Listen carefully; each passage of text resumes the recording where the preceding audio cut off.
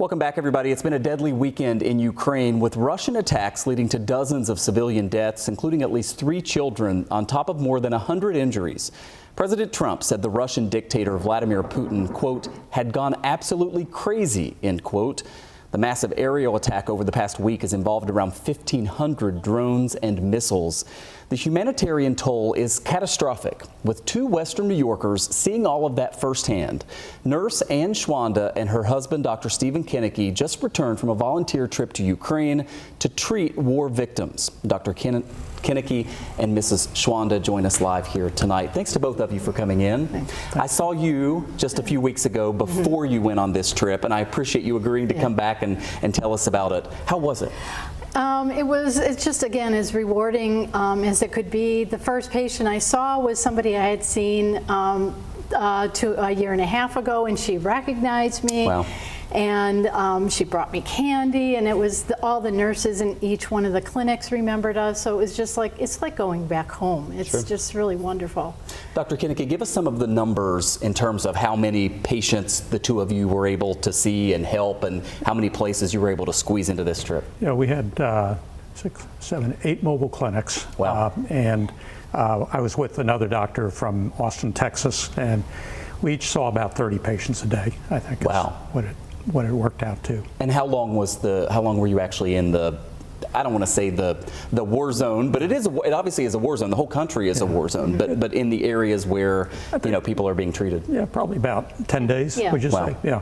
It takes a couple of days to get in and a couple of days to get out, because you can only travel into Ukraine by train. So you start in Poland, take some trains to get into Kyiv, and some trains to get out. 30 patients a day for 10 straight days. That's not a normal workload for a doctor and nurse. Yeah. But obviously you go over there to do the most good that you possibly can in that period of time. How are you reflecting on what you accomplished and how many people you helped? I think what was really unique this time is that every other time I've gone, I've been the only nurse, so I've really had to go fast. And this time I really had a chance to talk to people. And I had so many people when I'd say, you know, what are you coming, what would you like the doctor to help you with? My soul is hurt. My son died. My daughter was killed.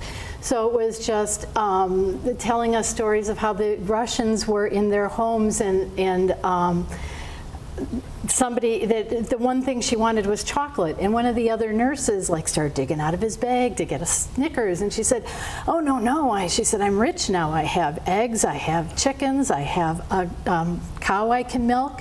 Wow. I don't need chocolate. I can buy my own chocolate now. And she was just so uplifting and so happy. So it was going between dealing with people who had lost their children to people who had been under Russian occupation and now felt so free.